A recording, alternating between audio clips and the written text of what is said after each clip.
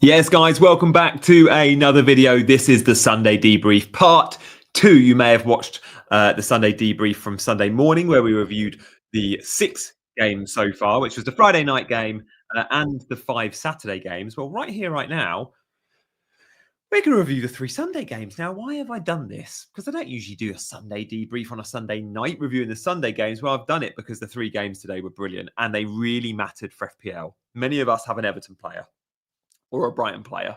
We all have players. I had 3 in the Crystal Palace and Nottingham Forest game. And then, of course, Man United, Fulham. We need to talk about that.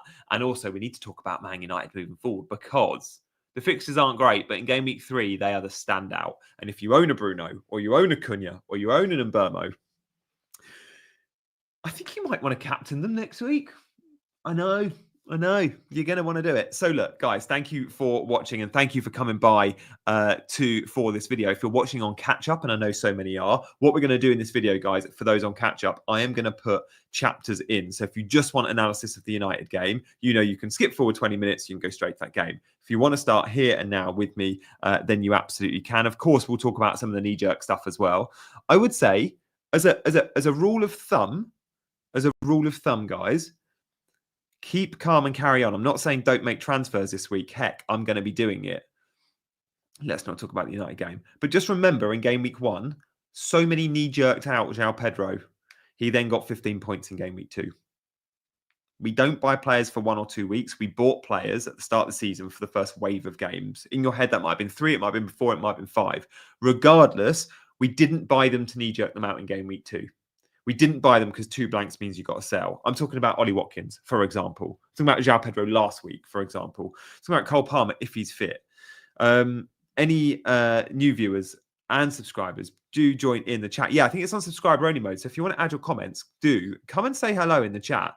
And hopefully you'll come and join me for the future, but I would love you to hit that like button as well. Shall we start off then with Everton versus Burnley? I feel like we should because there's still lots to get through. A lot will be looking to wildcard game week 3. I don't particularly love it. If you can stretch out to game week 4, you get all the transfers, right? The window's closed and you get to react on the international break and you get more time to do your team. So you see what happens in the international break, where there'll be some injuries. You see who's landed at what club because the transfer window is closed fully. You can react to that. By wildcarding in game week 3, it's going to be hit and miss on that transfer deadline and you're going to have less time. Also, if you had a good game week 1, every chance you'll have a good game week 3. Everyone who played at home in game week 1 is playing at home in game week 3. All the good game week 1 teams will do well, I think, do quite well in game week 3. So look, let's move forward, shall we? And hello to our lurkers. Yeah, thanks, CH. And look, hey, Mackham in the house. Only decision is, should I sell Palmer to a United player? Now, the problem with Man United is not just that they're Man United. The problem with Man United is after Burnley, it's a rough fixture ticker for them, right? So Man United have Burnley, but if you take Burnley out, and you can do that on Scout, you can just take out game week 3, they'd be way lower. Man City and Chelsea. I don't want Man United attackers for Man City and Chelsea. And then Brentford's a hard game. Go into Brentford's hard. Villa saw that. And then Sunderland at home. Then you can get back on them. But I do feel like if you can go without United in game week 3, you're fine for a few weeks. And let's not pretend Man United are invincible. Like, how many goals have they scored in the first 2 game weeks? Oh, 1. United fan of me wants to captain Cunha. If I owned Cunha, if I owned Mbermo, and if I owned Bruno, I'd be captaining him. Honestly, Mo Salah versus Arsenal, it's going to be such a low-scoring game. Arteta's so boring in those big games. I can't see a world in which I'd want to go Salah. Like, needs must, and I might have to go Salah because when we look at my options, I don't have many. But I really, really, really dislike Salah captain next week. And I never say that about Mo Salah. He's always a good backup plan. And I might have to go there because if Palmer's injured, unless I'm buying someone to captain, or could I captain João Pedro? Maybe I could. Look, I'll do more on my team in the show that is out first thing Monday morning with my early thoughts. So stay tuned for that. I don't want to turn this into my team. I want to turn this into Sunday debrief style. And if you've seen the Sunday debriefs before, hopefully you'll know it's this sort of stuff. So let's talk. If you've got any comments, yeah, JP against Fulham could be my captain, to be fair. If you've got any comments on Everton Brighton, get them in the chat. What did we see from this one and who are we now scouting? Well, Jack Grealish straight away, like, yeah, that looked good. Worth noting, Brighton had the higher XG, but if you take the penalty out of it, Everton edged it. But 2-0 looks like it flatters them. The headlines here are Tarkowski and Michael Keane, both getting DEFCON. The headline is also Jack Grealish is a buy, and he's probably better than Ndai because he's playing on his preferred left and Ndai's having to move on to the right. But Dewsbury Hall actually played quite well, and I think he should stay in our teams.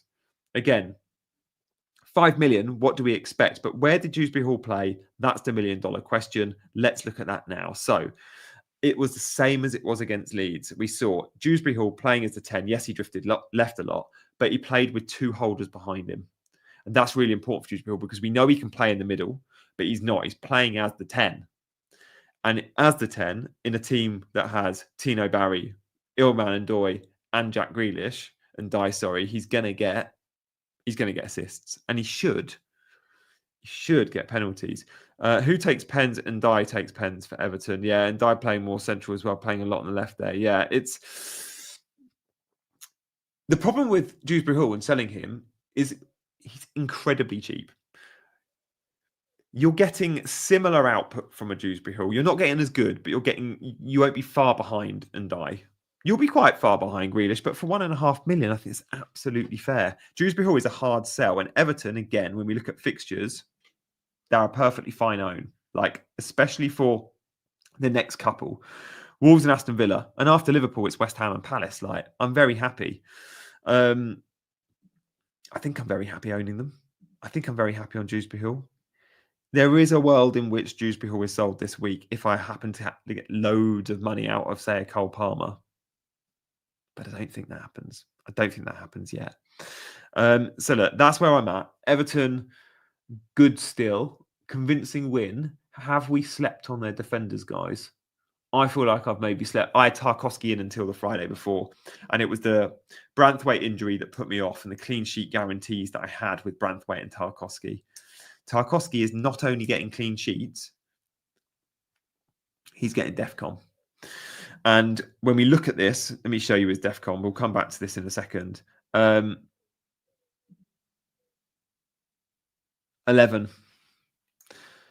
Keane actually got 13. And when they play together, Keane does often edge him, which is interesting. But let me go back because I've lost my rhythm. First thing I look at when I'm looking to sell someone like a Dewsbury Hall is he a 90-minute man? How high in the manager's pecking order is he? Because there's a lot of good attacking midfielders there now at Everton. And last week it was telling against Leeds. He made a lot of attacking subs. Dewsbury Hall got 90. This week, telling again. A lot of attacking subs. Dewsbury Hall got 90. So yes, the number 9 comes off. And Ndoye has come off twice now. Grealish even came on off in the last minute. Dewsbury Hall got 90. That's good. That's very, very good. And at 5 million, I think we've probably made our bed. Probably made our bed. So let's see where I land on that long term. But Dewsbury Hall, for the time being, I think is staying in my team. If I was shopping for an Everton attacker right now, without a shadow of a doubt, it'd be Jack Grealish. Worth noting as well, we're dibbing there, even more competition for places. Yeah, good point, Freddie. Although I think he is also heavily linked with other clubs now, including Spurs. So look, we should mention Brighton because, again, Brighton, when we look at them on the ticker, and don't forget, guys, Brighton, many will say they deserve the draw today. They weren't bad by any stretch. They're a good team. It's Man City next up. But after that, Bournemouth, Spurs, Chelsea, Wolves, it's an okay set. Yeah, of course, if you're on free hit, Xhaka might be the better 5. He did get DEFCON yesterday. Find the extra 0.5 and just get Elliot Anderson. Thoughts on Rutter? I think he's a sell, guys. He was out today, didn't even make the bench. Even if he does, we saw in Gameweek 1 he didn't get 90. Man City up next. There's other good midfielders out there. If you've got Rutter, there's a good chance you don't have Reinders. Good chance you don't have Elliot Anderson. These guys are better. Elliot Anderson, by the way, has reached 11 DEFCON. You need 12 to get the points twice. How heartbreaking is that? 11 and 11. It's mad. So yeah. KDH should be a permanent first sub rather than selling him. Yeah, exactly. And that's what he is for me, Mackham. He was on my bench this week. He'll be on my bench next week. All right. I think we should move on from Everton, shall we? Should we move on from Everton? I think so. We'll do Palace Forest, and then we'll do Man United. Let's do Man United last. I think we'll do Palace Forest next. So, guys, by the way, if you have enjoyed this show so far, if you are enjoying what you see on this channel, all that jazz, please do consider hitting that like and subscribe button. Love your support today. There's 200 of you watching, so I know there'll be a good percentage that perhaps aren't subscribed. So if you want to do that, that'd be wicked. I am using all data and stuff from between the posts as well, by the way, if you haven't seen. I get lots for these Sunday debriefs off the Scout members area. And then I also take some stuff from between the posts. If you haven't seen in the Scout members area my video, if you haven't seen my Sunday debrief from this morning, that's got all the games from the weekend. Right, let's move on, shall we? Let's move on. Crystal Palace versus Forest. 10 likes. No way, Glenn.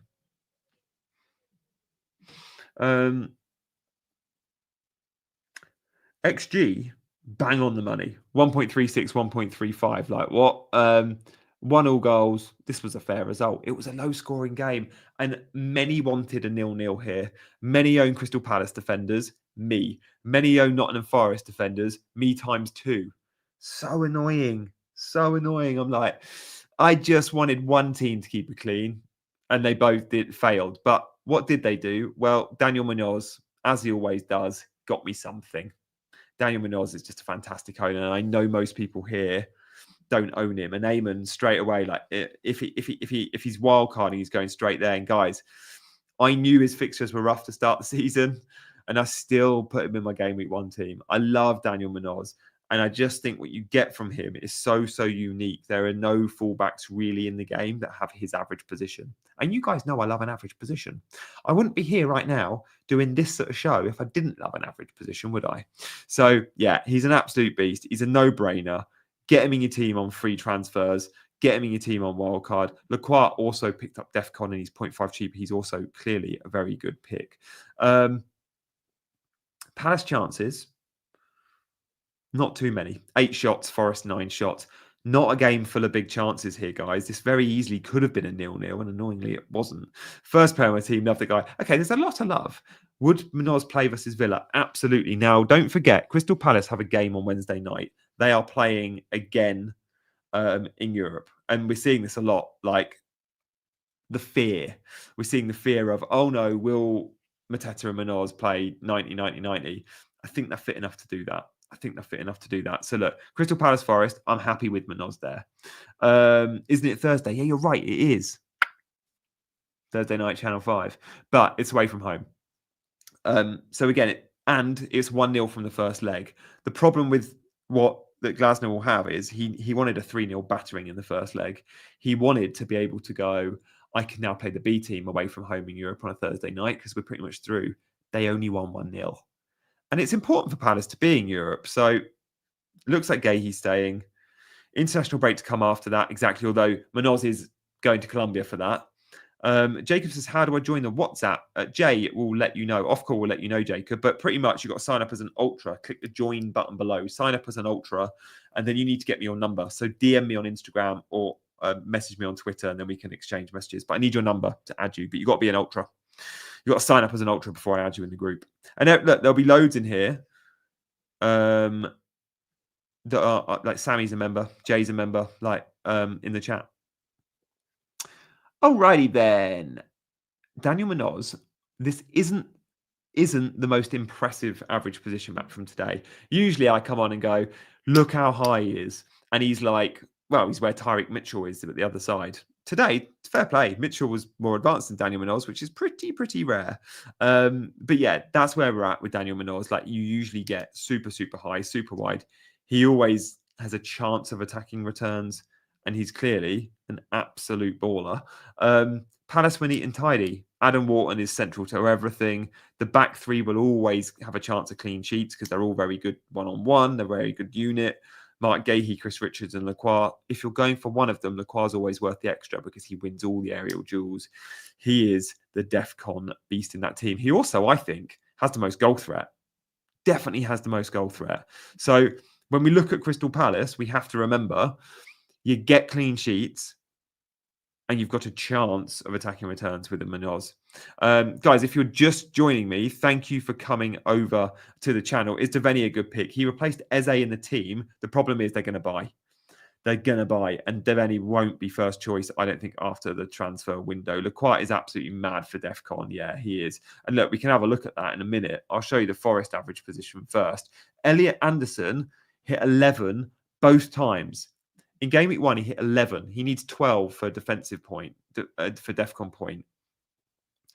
Today, he hit 11. If you own Elliot Anderson, you've been robbed of 4 points. But Forest, neat and tidy. Nico Williams, always more threatening than Aina. That's something we see. Johan says Elliot Anderson's driving him insane. Guys, we are going game by game here. So stay tuned. If you've just joined me, then welcome to the show. I know loads have just come over from Let's Talk FPL. So thank you, guys. If you're just joining, we're going to be talking Man United. We've just spoken about Brighton versus Everton. This is our Sunday debrief. We do this on a Sunday morning and we go through all the visual stuff. So look, if you've just joined, we've started with the XG plots. It was level pegging. We're looking at shot maps. We're looking at average positions of all of all those that play today. Hopefully you like what you see. If you are new around here, love you to hit that subscribe button. That'd be cool. Nottingham Forest. It's always Hudson-Odoi, isn't it? Always the most advanced. Always the most advanced. My good friend Holly sold João Pedro this week for Chris Wood, and I'm gutted for her. She wanted to beat the price rise, went early, and João Pedro played 90, which she was worried he wouldn't. Yeah, and Chris Wood blanked, and João Pedro 15. He had one big chance. Yeah, I think we can see his big chance on the shot map here. It's that slightly bigger circle. Cho never plays 90, good point, but he's an outlet. And without Elanga, he's even more of an outlet. They use his pace. They use him in behind. I've sold Bowen for Wood tonight. West Ham, fair play. I don't know how I feel about Wood. Don't know. I didn't own him last year much at all. But had a bad season, but, you know. In terms of DEFCON, Lequart, only one that got him for Palace. Only one that got it in a game. Anderson's so close. Who here owns Murillo? Why did we buy Murillo? For DEFCON, we've had a 5 and a 6. Come on, Murillo. Nottingham Forest fixtures, by the way, as we move forward. Nottingham Forest have okay fixtures. We love West Ham. We hate Arsenal. We love Burnley and Sunderland. We don't like Newcastle. So 3 of the next 5 are really good. You absolutely keep patient with, Tarkowski. We've just seen did very well for DEFCON for Everton as well. So you stay patient. You absolutely should be staying patient if you do own a Nottingham Forest defender. They have conceded 1 goal in game week 1. They conceded 1 goal in game week 2.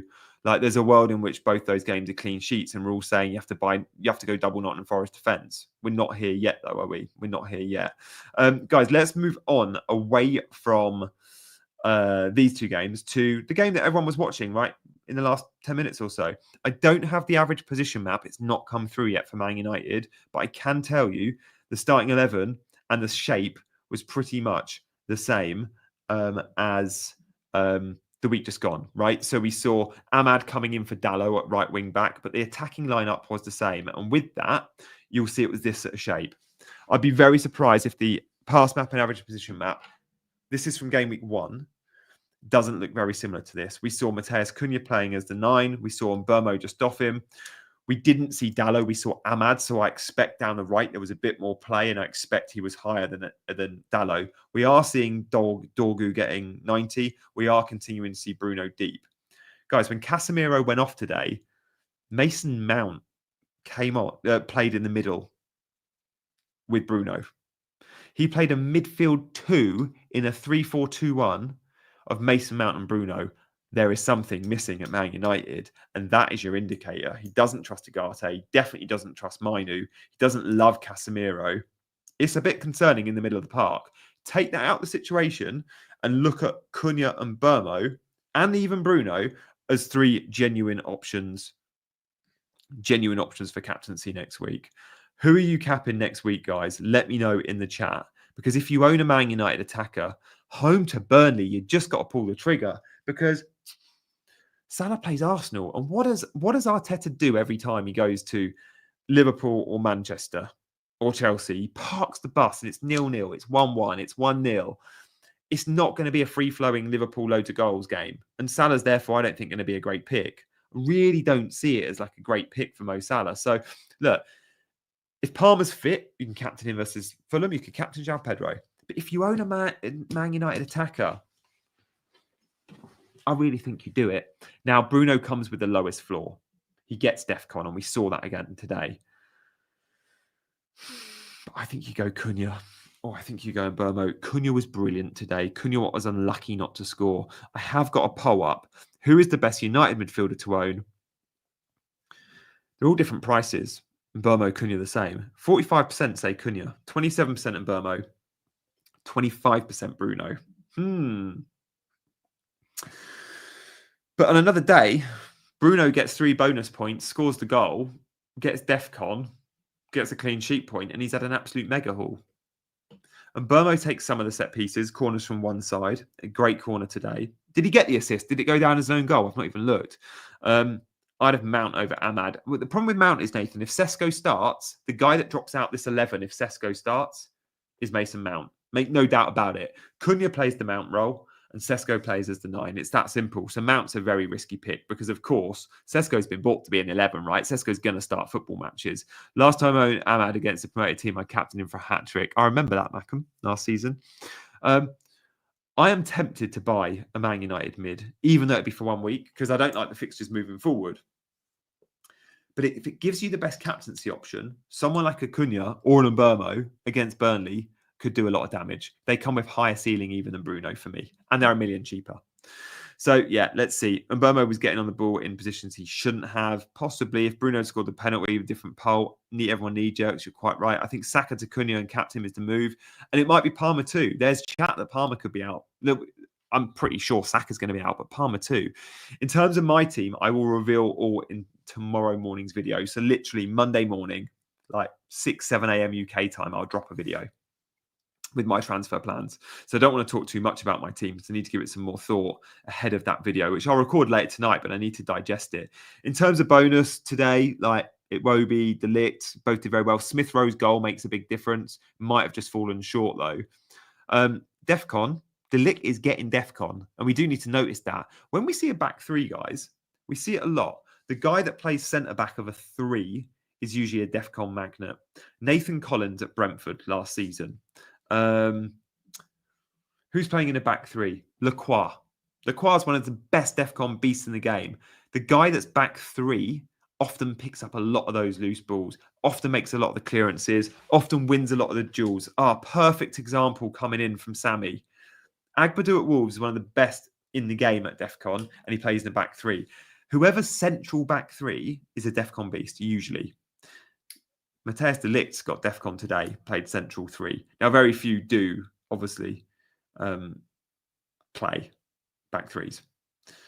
Tosin won't be a DEFCON magnet much because Chelsea have too much possession. The top teams don't offer the same. Worth noting, by the way, Senesi is a DEFCON in both games. Play back 4. All right. That's some Man United roundup. In terms of my team and my score, yeah, I'm happy. Like, fairly happy. I've got Salah to play captain. I've got Wirtz to play. Obviously, I'm happy. Guys, that has been your very short, quick, like, whistle-stop tour of the Sunday debrief. I will do these more often if there's demand for it. If you haven't already seen the Sunday debrief from this morning, though, do go and watch it, because that's the analysis from the 6 games so far, and I feel like there's probably quite a lot to learn. If you want to check out OneFootball, then scan the QR code on the screen now as well. It's the best football app. It's free right now. Give it a scan if you fancy. But guys, yeah, I'm going to be out Monday morning with a video. What I might do is on Tuesday morning or Monday night, I'm going to do a wildcard vid because I know people are thinking about it. I'm going to do a wildcard vid because I know people are thinking about it. I'm not thinking about it, but I'm going to do a wildcard draft for you guys as well. Thank you so much for hitting those buttons on the way out. Thank you for liking. Thank you for subscribing. Thank you to CH. Thank you to Sammy. Thank you to Offcore, all of our mods in the house. And I'll see you bright and early for my transfer plans video. And I tell you what, guys, I think I'm buying a midfielder this week. He's pretty differential. See you in 12 hours.